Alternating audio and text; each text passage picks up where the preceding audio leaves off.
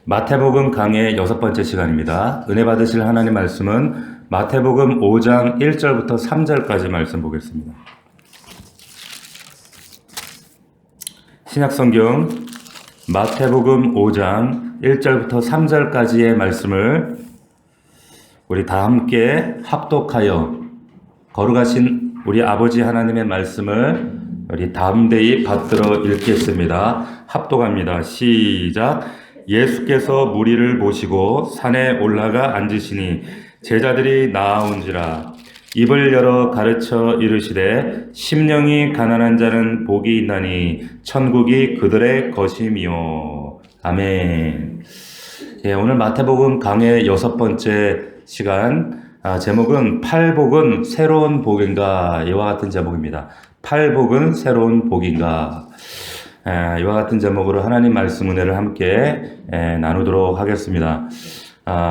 오늘부터 여러분들이 너무 잘 아시는 산상수훈 안으로 들어갑니다.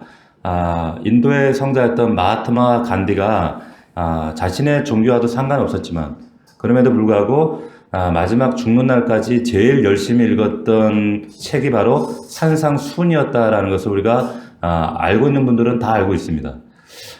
오늘 우리가 읽었던 5장부터 7장까지가 산상수훈입니다.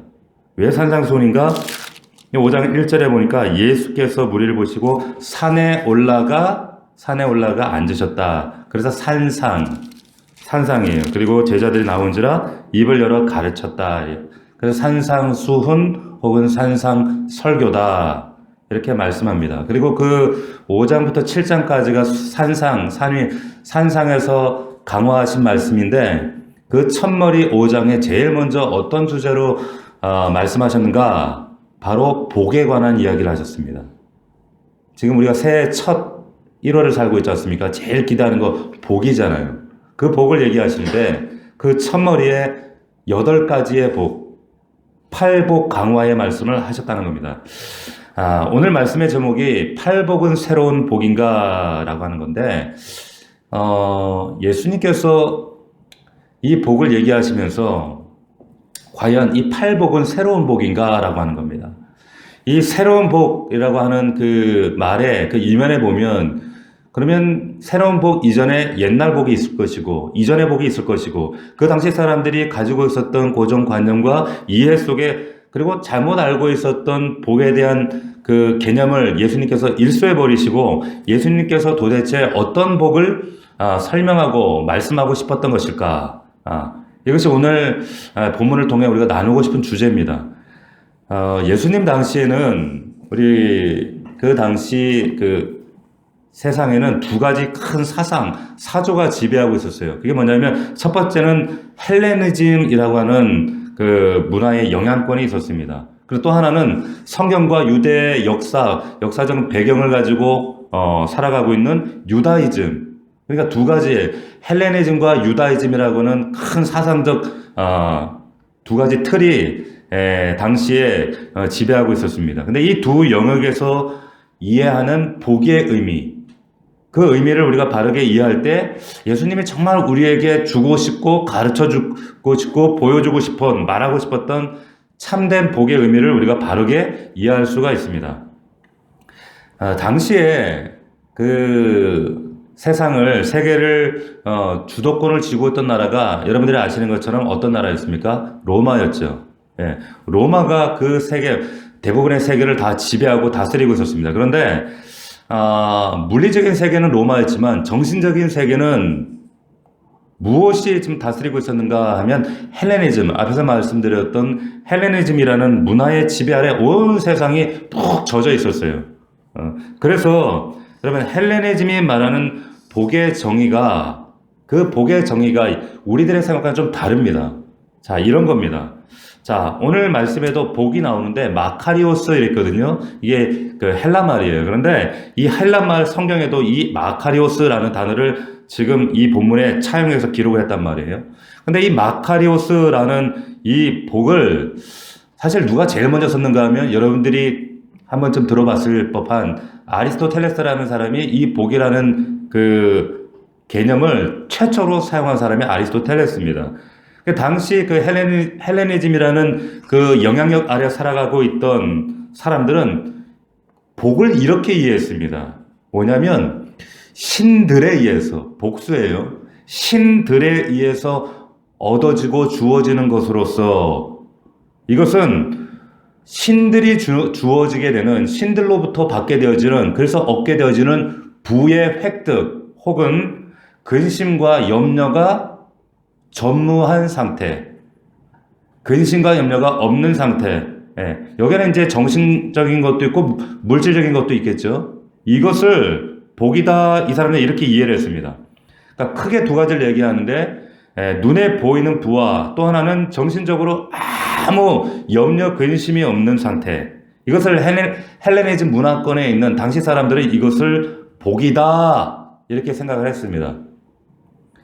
자, 예를 들면 운이 좋은 사람은, 이 사람은 행운의 여신이 복을 준 거예요. 당시 사람들은 그렇게 생각했어요. 저 사람이 돈이 많아요. 돈이 많은 이유는 저 사람은 물질의 신, 풍요의 신이 복을 주었기 때문이다 이렇게 생각을 했어요. 저 사람 참 똑똑해, 지혜가 많아, 그것은 저 사람은 지혜의 신이 복을 주었기 때문이다 이렇게 생각을 했습니다. 이것이 당시 사람들이 가지고 있었던 헬레니즘 문화권 안에 살던 사람들의 그런 가치관이었어요. 그러니까 어떤 신이든 괜찮아요. 아무런 상관없어요. 물질적인 것이든 정신적인 것이든 뭐 심리적인 것이든 무엇이든지 간에 복이면 되는 거예요. 자, 이것이 그 당시의 사조였는데 이것이 복을 추구하는 가치관이었단 말이죠. 같은 의미에서 유대 사람들은 동시대이기 때문에 그 헬레니즘 문화권 아래 강력한 영향을 받고 있었지만, 또 하나 그들 속에는 아주 독특한 이면이 하나 또 녹아져 있었는데, 그게 뭐냐면 이 사람들은 복의 뿌리가 구약으로부터 근원된다라는 생각을 가지고 있었어요.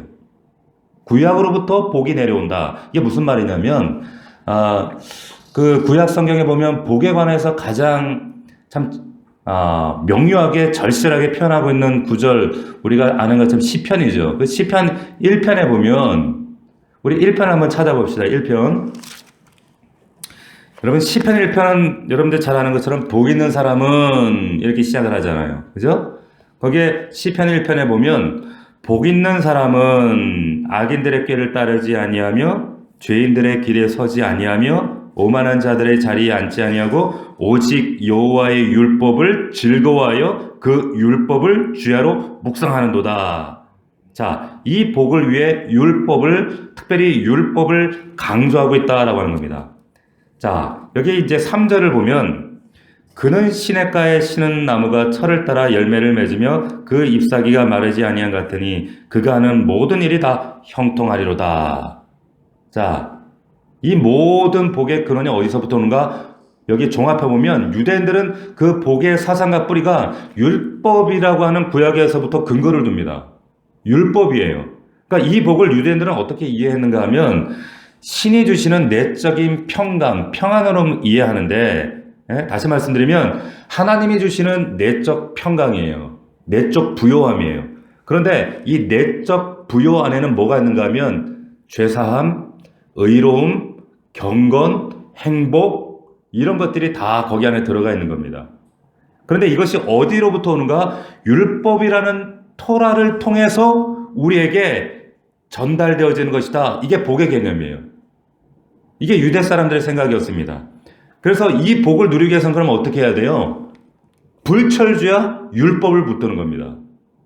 그래서 이 불철주야 말씀을 붙드는 거예요. 여기에 하나님 허락하신 이 말씀에 매달리기 시작합니다. 그러다가 이제 이 사람들이 말씀이 단절된 시대를 맞아요. 그때가 언젠가 하면 우리가 이해하고 있는 400년 암흑기라는 중간기라고 하는 시간을 만납니다. 이 예수님 오시기 400년 전, 400년간의 시간, 이걸 암흑기라고 하는데, 이때 유대인들이 복에 대한 개념, 가치관, 세계관이 이제 조금씩 변형되기 시작합니다. 이 암흑기를 거치면서. 이 암흑기가 도대체 어떤 시대인가 하면, 이 시대에 어떤 사건이 없습니까? 아수르, 바벨론, 페르시아, 그리고 헬라, 로마, 이런 나라부터 끊임없는 수탈을 당하고 빼앗기고 노략당하고, 그리고 그 정말 흑암의 시간, 어둠의 시간을 겪어요. 그러면서 이 전쟁과 수탈의 과정을 겪으면서 그리고 이때는 하나님의 말씀도 완전히 덮여져서 하나님의 말씀이 사라져 버립니다. 이게 예수님 오시기 400년 동안의 암흑기, 이걸 중간기라 그래요.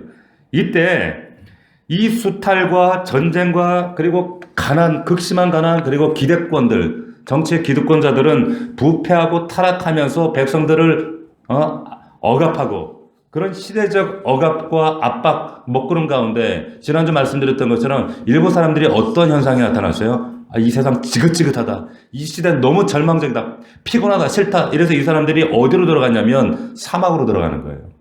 광야로 들어갑니다. 이 사람들이 누구였어요? 에세네파라는 사람들이었어요. 그래서 이 사람들이 금욕과 경건을 주장하면서 이 사막으로 들어가고 거기서 더 들어간 사람들 쿰난 공동체를 이루는 거예요. 광야로 그러면서 하나님 말씀을 가르치고 말씀을 더 붙잡고 말씀에 사로잡히고, 그러면 이 말씀을 우리가 더 공부하고 암송하고 말씀을 더 천착하면 그 말씀이 우리에게 복을 준다라고 생각을 했어요. 이 사람들은 복을 이렇게 정의합니다. 인간이 이 세상에서 겪는 불행을 극복해서, 이 사람들 말하는 이 불행이라고 하는 것은 지금 그 시대적으로 겪었던 수많은 이방 제국들을 통해서 수탈과 전쟁을 겪었던 그 불행을 말하는, 그 고난의 역사를 얘기하는 거예요. 그러니까 인간이 이 세상에서 겪는 이 불행을 극복해서, 복이라는 것은 이 불행을 극복해서 신의 성품과 신의 손길에 맞닿는 것이다. 유대 사람들은 이렇게 생각한 거예요. 이걸 복이라고 이해를 했습니다. 그래서 이 복을 드리고 이 복을 얻기 위해서는 어떻게 되는가? 더 격렬하게 하나님 말씀을, 토라를 암송하고 외우고 가르치고 배우고. 지금도 보세요. 말씀을 이마에 붙이고 손에 달고 까만 옷 입고 얼마나 말씀에 집착을 합니까? 그래야지만이 신의 성품과 그리고 신의 손길에 맞닿을 수 있다라는 생각을 가졌기 때문에, 그래야 복된 존재가 될 수 있다라는 생각을, 이해를 가지고 있었기 때문에 세상과 단절해서 점점 광야로 들어갔다는 거예요. 고립되죠. 그래서 거기에서 하나님 나라를 꿈꾸는 겁니다. 근데 이걸 못마땅히 여겼던 당시에 정말 그 패권을 쥐고 있던 나라 중에 하나였던 시리아에, 여러분들이 들어봤을 법한 안티오코스 4세 에피파네스는 신의 현현이다라는 뜻이에요. 이 안티오코스가 유대 땅을 침공해서 이 사람들 막 핍박합니다. 유대인들을 핍박하고 특별히 이제 이런 금욕파들을 막 핍박하는 거예요. 여기에서 발발하게 된 그 전쟁이 있어요. 유대 전쟁사에 보면. 그게 뭐냐? 바로 마카비 전쟁이라는 거예요. 지금도 유대 땅에 가면, 이스라엘에 가면 이 마카비 전쟁의 흔적, 전쟁터가 있죠. 성터가 남아있단 말이에요. 이 정도 되면 유대인들이 얼마나 그 어두운 중간기를 겪어가면서 복에 대한 생각과 가치관과 관념이 참 그들이 어떤 마음을 가지게 되었을까라는 것을 우리가 미루어 짐작을 하게 됩니다. 예를 들면 우리가 지금 정말 전례 없는 이 코로나라고 하는 이 초유의 사태를 겪으면서, 여러분, 우리도 우리의 사고방식과 가치관과 세계관 1년 사이에 엄청 달라졌어요. 너무 많이 달라졌습니다. 생활 태도, 생활 방식, 그리고 세계관, 가치관, 물질관, 심지어는 우리의 신앙관도 굉장히 많이 달라졌다라고 하는 거죠. 어느 나라든지 우리의 근현대사를 보게 되면 격변기, 어떤 병고를 겪거나 전쟁을 겪거나, 우리나라 같은 경우도 마찬가지죠. 6.25 전쟁, 그 과거 일제치 한일합방, 이런 과정들을 겪으면서 나타난 현상 중에 하나지만, 그런 과정을 겪게 되면 국민들의 뭐가 바뀝니까? 의식이 바뀌어버려요. 국민성이 바뀌어버립니다. 가치관이 달라지고 세계관이 달라지고 사람들의 이 가치관이 완전히 변형돼 버려요. 하물며 이 어두운 역사를 유대인들이 몇 년 겪어요? 400년을 겪는 거예요.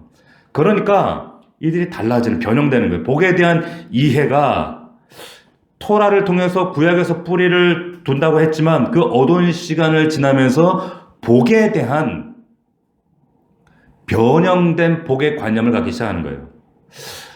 이렇게 어렵고 힘든 때일수록 하나님 말씀을 더 천착하고 암송하고 지키고, 그리고 이 말씀을 내가 온전히 지켜서, 그래서 내가 신의 성품에 맞닿고 손길에 맞닿는, 그래야지만이 내가 복된 존재가 되기 때문에. 예. 맞죠? 코트로 볼 때 맞는 말씀이죠. 맞는 것 같은데 틀린 생각 같지는 않아요. 근데 문제는 뭐냐면 여기에서 아주 무서운 현상이 나타나기 시작합니다. 그 무서운 현상이 뭡니까? 바로 율법주의가 발생하는 거예요. 바리새인들의 율법주의가 여기서 내재되어지고 등장하기 시작하는 거예요. 율법주의자들이 가지고 있는 가치관과 세계관이 뭡니까? 말씀을 지켜야만, 이 율법을 지켜야만, 이 율법을 살아내야만이 구원이 있고 천국도 하나님의 나라도 확보가 되어지고, 그리고 여기서 말하는 마카리오스, 그 복도 얻을 수 있다 라고 하는. 그러니까 여러분, 율법이 뭐가 되는 거예요? 하나님 말씀이 뭐가 되는 거예요? 율법이 조건이 되는 거예요. 율법이 조건절이 되는 겁니다. 자, 이런 맥락에서 오늘 본문을 이해하셔야 돼요. 당시 유대와 이스라엘 사람들 생각 속에 이게 꽉 채워져 있었어요. 시대가 어렵고, 그리고 당시 이스라엘 사람들이 로마라고 하는 그 철권 통치 아래서 억압당하고 핍박당하고 있는, 경제적으로 정신적으로 너무나도 신음하던 그때예요. 근데 이 가운데서도 우리가 복된 자가 되기 위해서는 율법을 지켜야 하고 율법대로 살아야 하고, 그래서 어디로 들어가는 거예요? 광야로 막 들어가는 거예요. 광야로. 얼마 되지 않은 재산을 다 처분하고, 그리고 심지어는 자녀들과도 뒤로 하고 담을 쌓고 광야로 운둔지로 고립되어 살아가는 겁니다. 그래서 정치권과 기득권들이 여기를 핍박하고 색출하고 찾아내고 온갖 압박을 다 가했던 거죠. 자, 이런 정황에서 오늘 예수님께서 도대체 어떤 새로운 복을 말씀하고 싶으셨던 걸까? 자, 어떤 새로운 복을 말씀하고 싶었던 걸까요? 자, 오늘 본문 다시 5장 1절을 보시면, 5장 1절 잘 보세요. 예수께서 무리를 모시고 산에 올라가 앉으시니 제자들이 나온지라, 이렇게 기록했어요. 여기 1절 가운데 여러 가지 의미가 함의되어 있는데, 이 말씀이 등장하기 전에 우리가 지난주 4장의 말씀을, 어떤 말씀 나눴습니까? 예수님께서 광야 시험 받으시는 그 장면이었습니다. 그렇죠? 근데 예수님께서 그 광야 시험을 승리하시고 나서 우리가 지난주 말씀을 나누지 않고 건너뛰은 말씀이 있어요. 그게 뭐냐면, 예수님이 하나님의 나라를 이제 세워가기 위해서 일꾼들을 부르시죠. 제자들을 부르시는 장면이 있어요. 근데 그 제자들을 불러요. 그 다음에 그 제자들에게 뭐라고 하시냐면, 내가 너희들과 함께 만들고 싶은 하나님의 나라는 어떤 나라인 줄 아니? 예? 내가 너희들과 뭘 하고 싶은 줄 아니? 그러면서 제자들에게 그 사역의 샘플을 보여주십니다.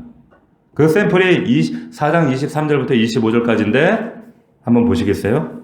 자, 23절 한 절만 보겠습니다. 우리 같이 한번 마태복음 4장 23절 같이 읽겠습니다. 시작. 예수께서 온 갈릴리에 두루 다니사 그들의 회당에서 가르치시며 천국 복음을 전파하시며 백성 중에 모든 병과 모든 약한 것을 고치시니. 아멘. 자, 가르치며 전파하시며 고치시는 예수님의 3대 압축된 중요한 사역, 천국 사역의 샘플을 제자들에게 경험을 시키시는 거예요.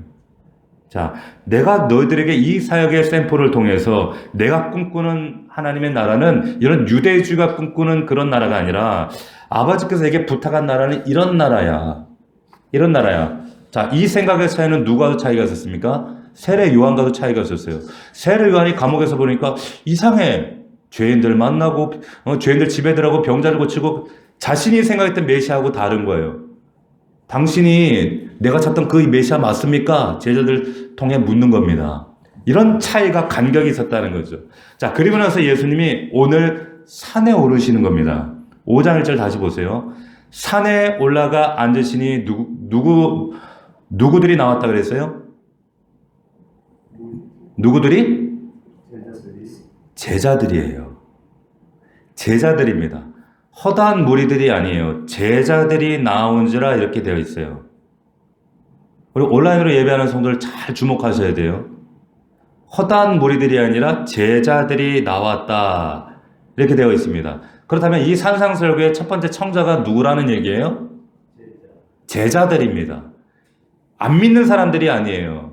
여기서 아주 중요한 정의 하나가 생성이 되는데 그게 뭐냐면 산상설교는 이 마태복음 5장부터 이 산상수훈은 안 믿는 자들에게 이야기하고 싶었던 주제가 아니고 하나님의 백성된 그리스도의 제자들, 이 제자들이 이 제자 공동체가 향후에 이제 어떤 공동체를 만드는 기초가 됩니까? 오늘 교회 공동체의 씨앗이 되고 기초가 되는 거예요.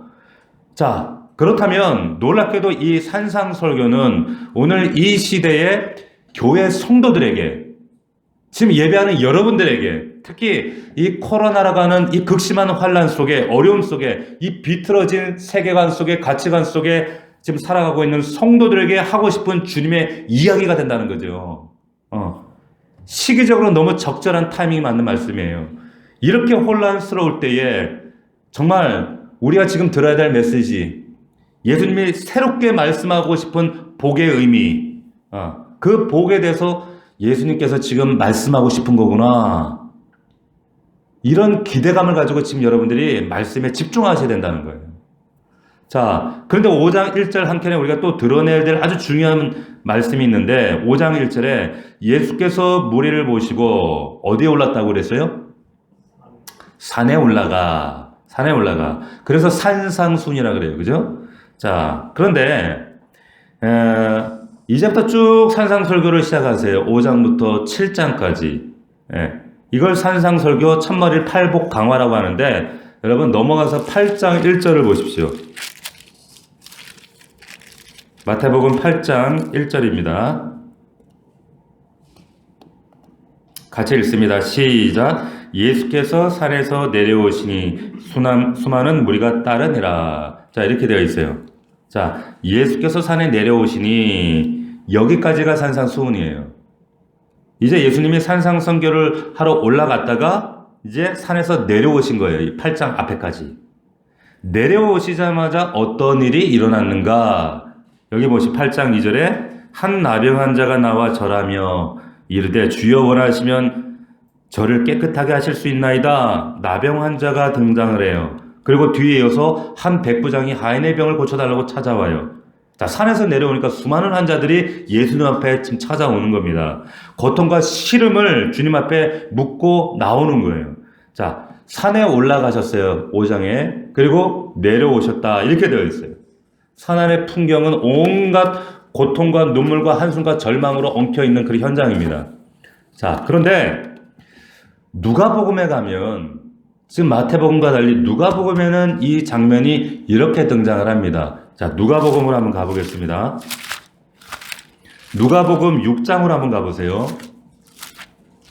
누가복음에도 이 오늘 본문의 마태복음 5장의 이야기가 등장을 합니다. 6장 17절로 가보시면 누가복음 6장 17절 한번 보십시다.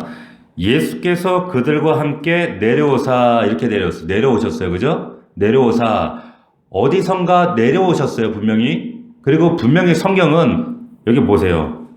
예수께서 그들과 함께 내려오사 어디에 서시니?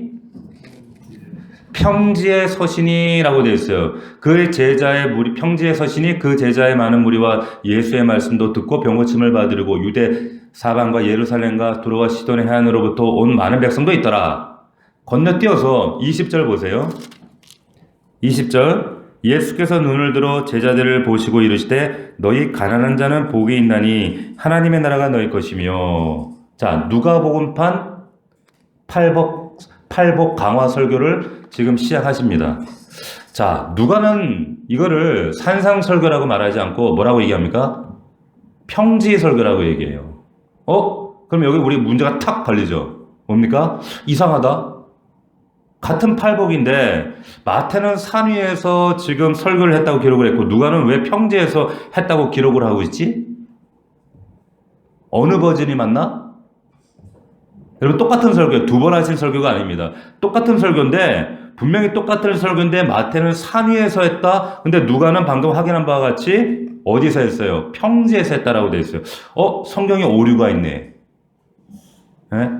자, 마저 누가복음 우리 읽어보면 7장 보세요. 누가복음 7장 1절 다 같이 한번 읽어볼까요?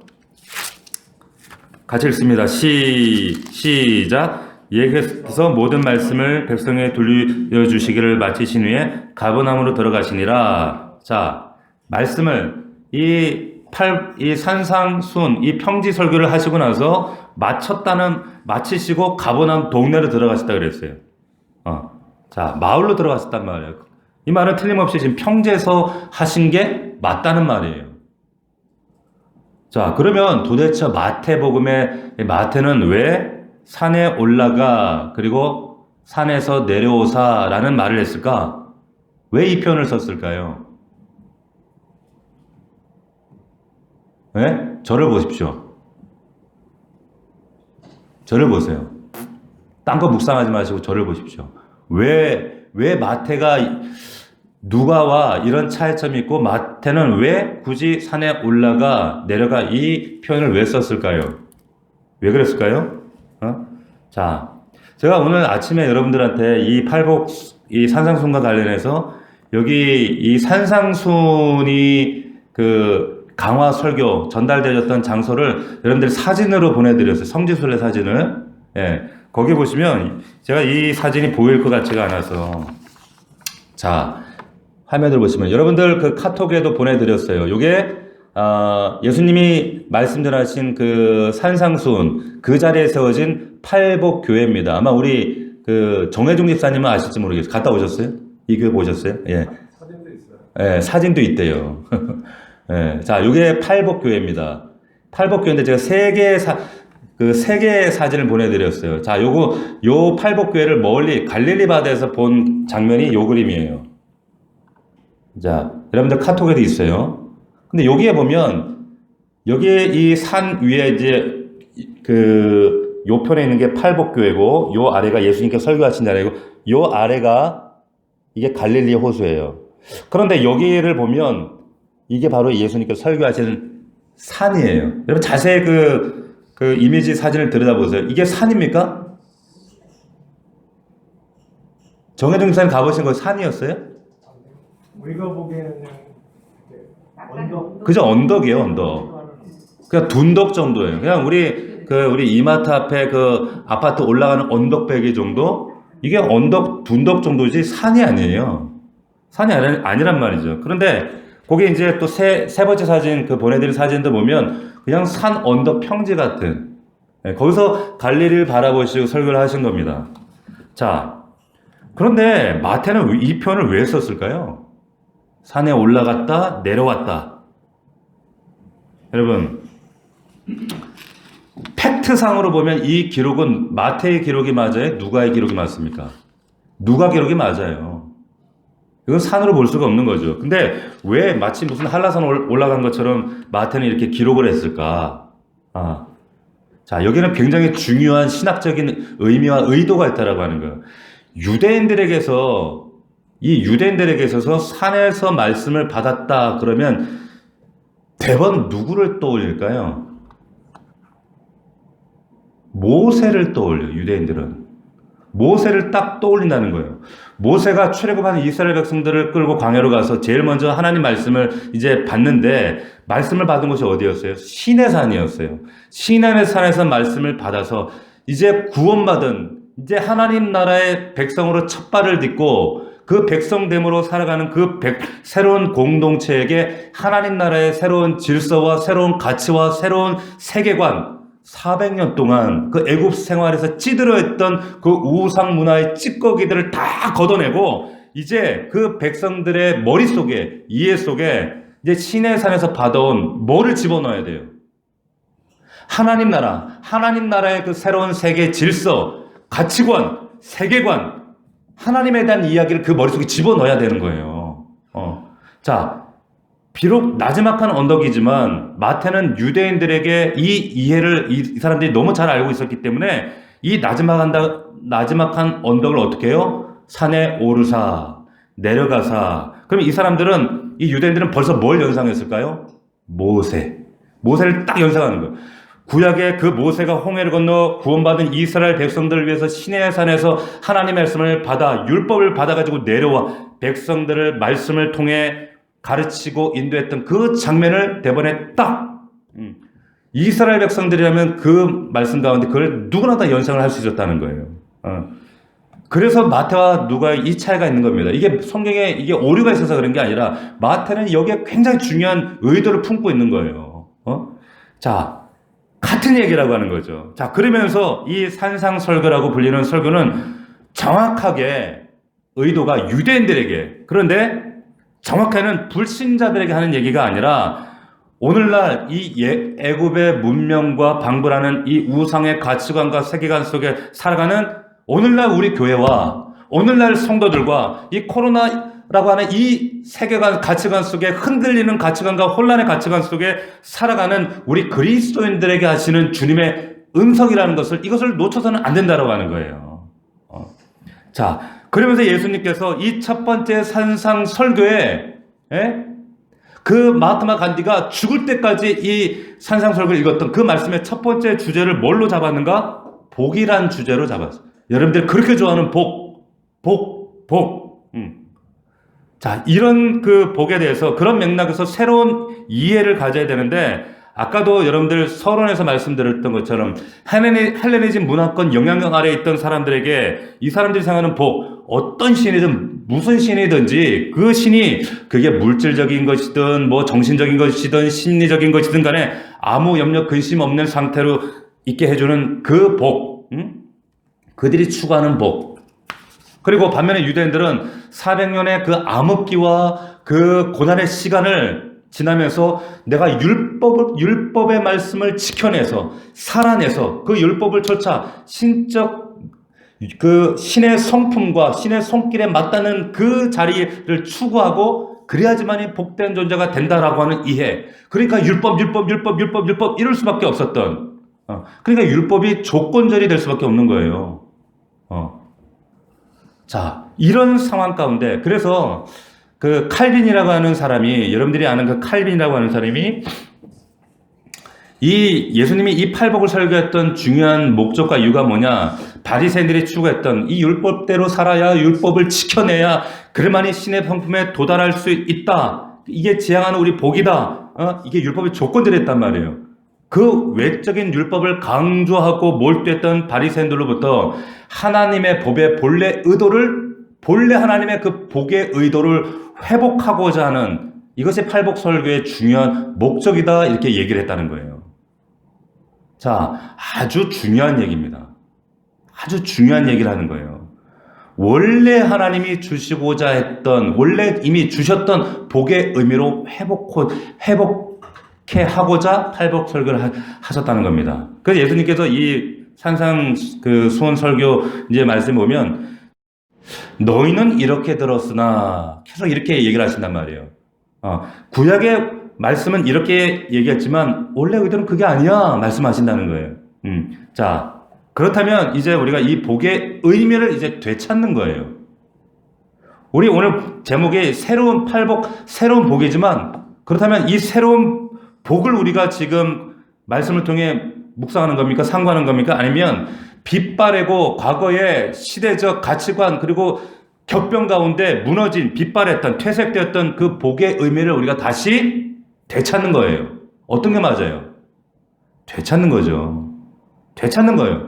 원래 성경에서 우리에게 원래 하나님께서 에덴에 주셨던 그 복, 에베소서의 말씀에 의하면 하늘에 속한 신령한 그 복이에요.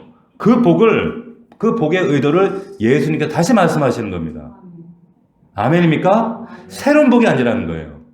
자, 제가 그 20년 전에 외국인 사역을 했습니다. 그 나이지리아 사람들은요, 나이지리아 사람도 이슬람권 문화권 사람 있고 이 기독교권 사람들이 있는데, 이 기독교권에서 온 이 나이지리아 사람들은 인사할 때 이래요.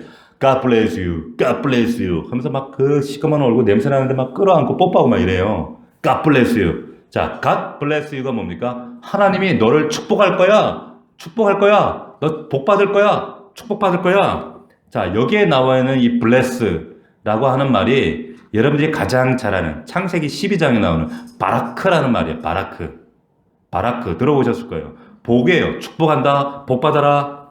그런데 오늘 본문에 나와 있는 이 말은 히브리 말이 아니라 헬라 말인데, 마카리오스라고 하는 헬라 말인데, 이거를 똑같이 히브리어로 번역하면 바라크가 아니에요.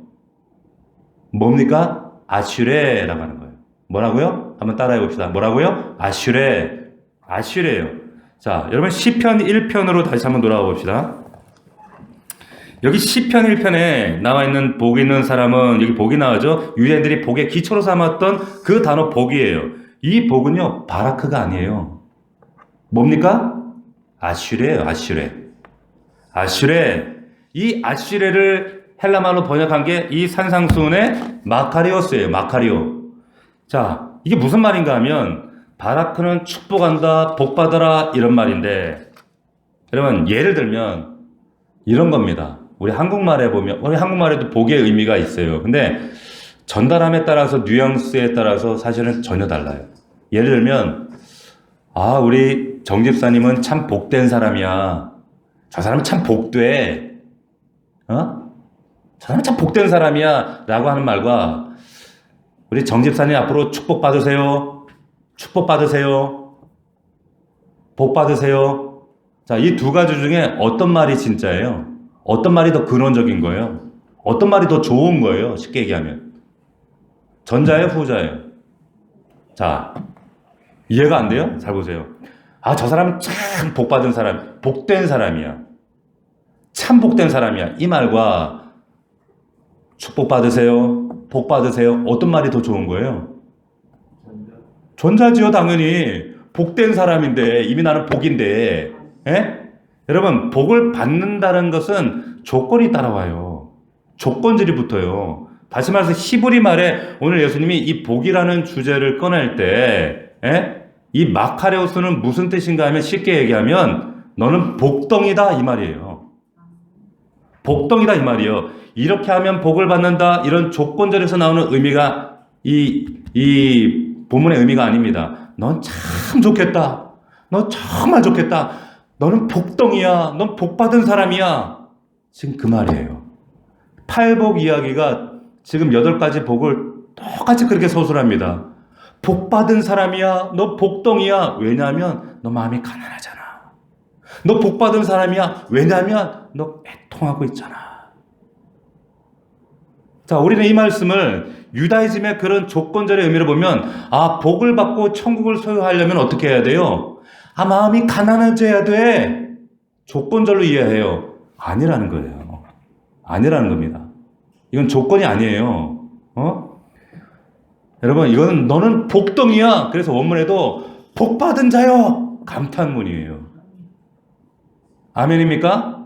여러분 온라인으로 예배하는 우리 사랑하는 성도들 옆에 가족들에게, 우리 남편에게, 아내에게 한번 이렇게 한번 여러분들이 좀 얘기해 보세요. 넌 참 좋겠다. 넌 복덩이야. 시작.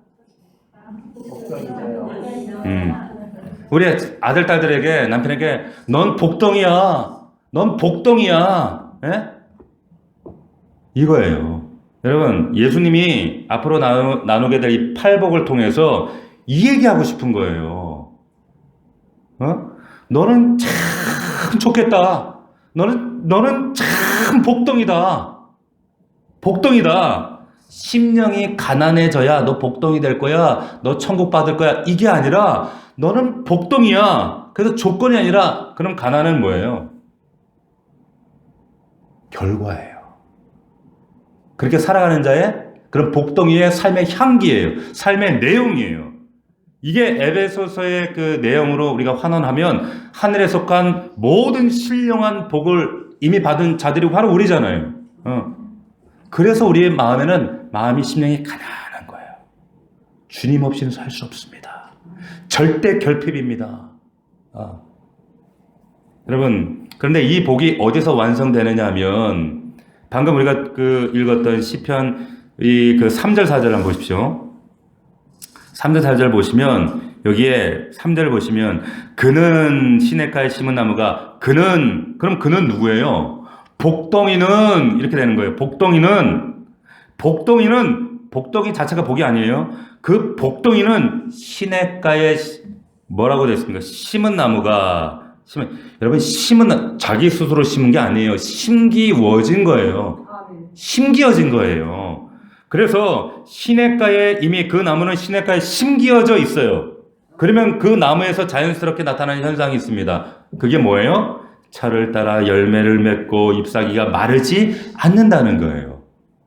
이건 현상이죠. 우리 이걸 복이라고 알아요. 이건 결과란 말이에요. 결과. 여러분, 이것을 성경은 원천의 복이다. 하나님께서 에덴에서 우리 인간에게, 인류에게 원래 주시고 싶었던 그 근본적인 복을 얘기하는 거예요.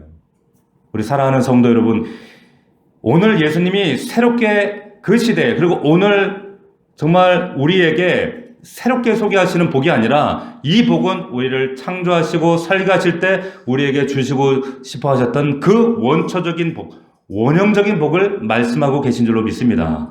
난 너희를 이런 복된 조주로 만들었어. 근데 죄가 들어오고 죄로 말미암아 오염되어지고 복된 조주가 흉물이 되어지고 그리고 변질되고 타락하고 그래서 인간은 그 잃어버린 형상을 따라서 끊임없이 살아가는 가운데 이 땅에서 무언가 그 복이 어디 있을까 저기 있을까 갈망하고 그 복을 향해서 끊임없이 추구하고 헤매고 방황하다가 그 복을 추구하기 위해서 율법주의, 잘못된 율법주의를 추구하고 공로주의를 추구하고 그렇게 잘못된 접근을 하게 되었다는 거예요. 그러나 예수님은 놀랍게도 오늘 산 위에 올라가셔서 새로운 질서, 새로운 가치관, 새로운 세계관, 하나님 나라의 이 성품, 너희들은 이미 복이 있다. 너희들은 복동이다. 너희들은 택함받은 자들이다. 너희들은 천국 백성이 되었으니 그럼 어떡하라는 얘기예요? 열매 맺고 백성다운 삶의 향기와 삶의 태도를 드러나는 얘기예요. 자, 그것이 심령이 가난하다는 그것이 조건이 아니라 천국 백성다운 그런 뭡니까? 삶의 결과, 삶의 내용, 삶의 향기가 되어지는 거예요. 믿을 수 있기를 축원합니다. 여러분, 우리가 아무리 시대가 힘들고 어렵지만 우리 성도들은 오늘 이 말씀을 통해서 그렇구나. 내가 이미 뭐가 갖추어지고 뭘 붙잡으면 복이 되고 뭐가 완성이 되면 내가 행복한 자가 되는구나. 그게 아니라 내가 이미 복된 존재구나. 내가 복이구나 라는 사실을 믿을 수 있는 저와 여러분들이 되시기를 주의 이름으로 축원합니다. 이 말씀에 붙잡혀 한 주를 믿음과 용기로 살아내고 행복한 자로 다시 한번 순종할 수 있는 우리 넘치는 성도들이 다 될 수 있기를 주의 이름으로 축원하고 축복합니다. 기도하겠습니다. 1분간만 기도합시다. 하나님, 나는 복받은 자입니다. 여전히 아버지 하나님 혼란스러운 이 격변의 시대 가운데, 이 코로나의 격변 시대 가운데 흔들리는 가치관 속에 어려운 이 상황과 환경 속에 아버지 하나님 그 속에 무너져서 하나님께서 주님께서 새로운 복을 이미 내게 주신 그 복을 우리가 다시 한번 새롭게 그 의미를 환원하고 복원해냈어. 하나님, 이미 나는 복받은 자들입니다. 복덩이들입니다. 그러므로 내 삶 속에 하나님 가난한 자의 그 삶의 마음과 모습과 그런 향기의 모습들을 회복하길 원합니다. 하나님, 이 말씀을 통해 다시 한번 힘을 내고 용기를 낼 수 있도록 도와주시옵소서. 이미 우리는 복받은 자들입니다. 복받은 자들입니다. 우리는 천국 백성입니다. 우리 다시 한번 믿음으로 기도하고 간구하며 나갑시다. 기도하겠습니다. 살아계신 아버지 하나님 감사합니다. 아버지 하나님, 오늘 말씀을 통하여서 하나님 천국 백성들에게 허락하신, 이미 천국 백성인 믿는 자들에게 허락하신 이 아버지 하나님 말씀을 통하여 다시 한번 하나님 이 복을 우리가 확인하게 하시고 회복하게 하시고 깨닫는 자들이 되어지기를 원합니다. 아버지 하나님, 정말로 심령이 가난한 것이 조건이 아니라 천국 백성의 삶의 내용이요 결과요 향기임을 믿습니다. 내가 무언가를 갖추면 완성이 되어지고 내가 행복한 자가 되기 위해서 뭔가를 해야지만이 복된 존재가 되는 것이 아니라 아버지 하나님, 이미 나는 복덩이요 복된 존재요 하나님의 복을 누리고 있는 자들임을 믿습니다. 아버지 하나님, 나를 복덩이가 되게 하시고 우리 사랑하는 아들, 딸들, 가족들, 우리 사랑하는 남편과 아내를 복된 존재가 되게 하셨음에도 아버지 여전히 세상의 복에 방황하며 헤매이며 끊임없이 세상의 것들을 아버지는 쫓아다니고 있지 않습니까? 하나님, 그 복을 회복하게 하여 주시옵시고 아버지, 끊임없이 그 세상의 변질된 복을 찾아 헤매이는 자들이 되지 아니하도록 도와주시옵소서. 하나님, 이 팔복을 통하여 진정한 하나님 나라의 복된 삶을 깨달을 수 있도록 인도하시고 우리의 삶에 그 복을 유통하는 믿음의 사람들이 될 수 있도록 인도하여 주시옵소서. 아버지 하나님, 붙들어 주옵소서.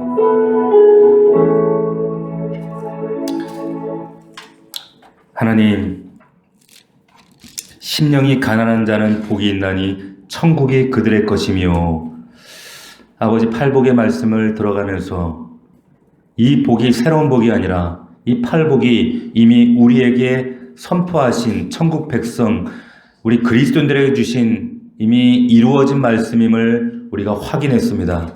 우리는 복동입니다. 복된 존재들입니다.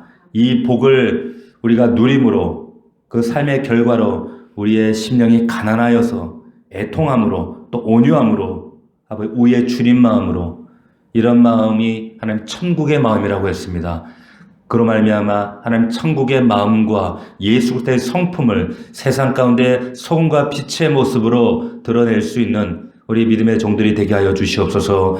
하나님, 어디에 있든지 세상이 말하는 그런 물질적인 복을 추구하는 그런 세상적인 헬레니즘적인 유다이즘적인 율법적인 복이 아니라 아버지 하나님, 예수 그리스도 안에서 우리가 허락하신 이 참된 복을 누리며 경험하며 선포하며 유통하는 우리 넘치는 가족들이 될 수 있도록 축복하여 주시옵소서. 예수 그리스도의 이름으로 감사하며 기도하옵나이다.